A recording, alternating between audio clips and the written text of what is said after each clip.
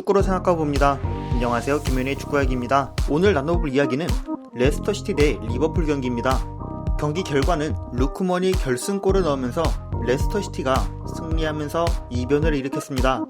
경기는 전체적으로 리버풀이 대부분의 시간을 주도했지만 리버풀이 공격 패턴을 보이는 과정에서도 어려움을 겪었고, 레스터시티가 몇 가지 약점을 노출하고 발생한 기회에 대해 마무리하지 못하면서 경기 결과를 확실히 바꾸지 못했던 경기가 됐습니다. 레스터시티가 나온 라인업을 먼저 보면 로저스가 4-4-2 다이아몬드 포메이션을 들고 나온 점에 주목해야 합니다. 리버풀 바로 전 경기였던 맨시티전에서는 4-4-2 플랫형 포메이션에 가까웠지만 다이아몬드 형태로 리버풀전에서 바꿔 나온 점은 충분히 리버풀을 상대로 맞춤형 전술을 들고 나온 점을 생각해 볼 수 있었습니다. 또한 이헤나초와 바디가 투톱으로 나와 메디슨이 2선에 위치한 채로 수마레, 듀스버리 헐, 차우드리가 중원에 위치한 점은 상대 흐름을 제어하려는 의도가 있는 미드필더 선발 명단이었습니다. 반대로 클롭은 로버트슨이 퇴장당하고 나오지 못하지만 치미카스도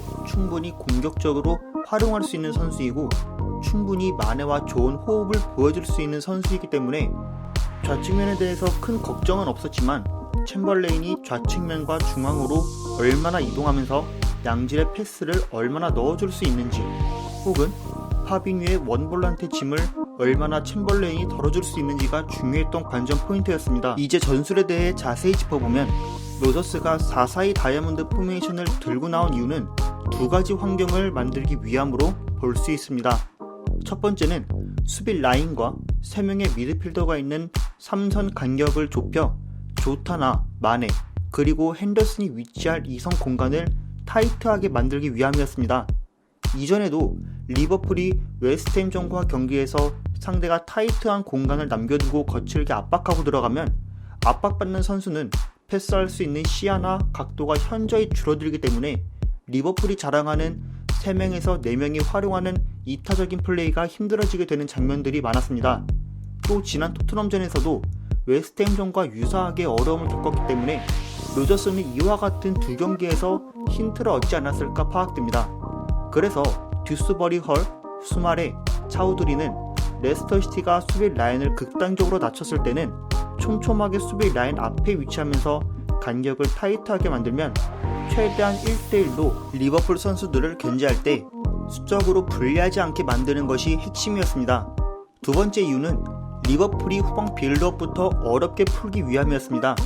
두 번째 이유에선 지난번에 콘테가 리버풀을 상대했을 때 나온 유사한 움직임 패턴이 나오는데요. 차우드리가 넓게 이동하는 치미카스나 내려오는 선수를 두고 넓게 이동해 견제해주는 움직임이었습니다. 이전 토트넘과 리버풀 경기 분석 영상을 보신 분들이라면 아시겠지만 이렇게 미드필더가 넓게 움직여주면 리버풀이 앞쪽에서 4명, 5명의 선수가 위치할 때 수적으로 불리하지 않게 됩니다. 또 차우드리는 넓게 이동해주고 수비 라인 앞을 지키는 임무 외에도 상황에 따라서는 카스티뉴가 넓게 이동하면서 생기는 풀백과 센터백 사이 공간을 커버하는 임무까지 맡아주면서 리버풀이 공간을 만들어도 다시 공간을 막는 움직임을 많이 보였습니다. 한편 수비형 미드필더들은 공간을 커버하는 데 집중하면서 2선에 있던 이헤나초, 메디슨은 안쪽으로 좁힌 포지셔닝을 보이는 아놀드와 중앙에 있는 파비뉴나 전진하는 마티백에 압박하면서 수비 라인을 낮추되 공간만 없애는 게 아니라 최대한 리버풀이 볼을 돌리기 어렵게끔 만들었습니다.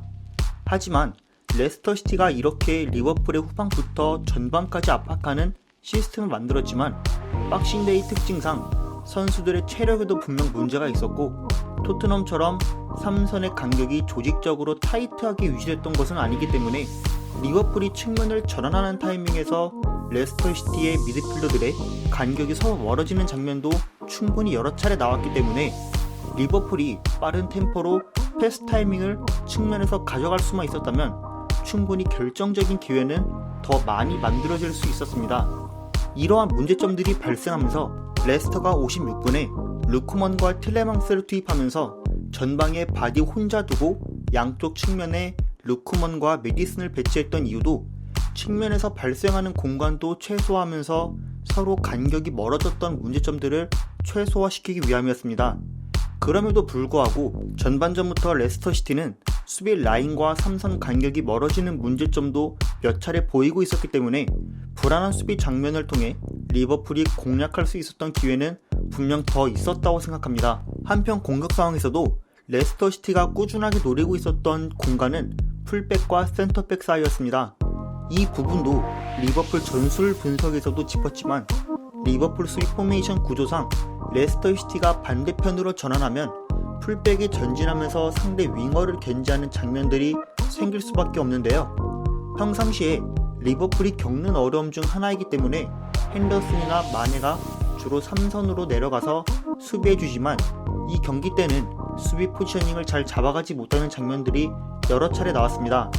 그래서 바디나 이헤나초 또는 교체로 들어왔던 루크먼이 넓게 이동해서 아놀드나 치미카스를 넓게 끌어온다면 듀스버리 헐이 발생되는 공간으로 침투하면서 수비 라인을 무너뜨리고 빠른 발을 가진 루크먼이나 바디로 공격을 마무리하는 패턴을 지속적으로 가져갔는데요.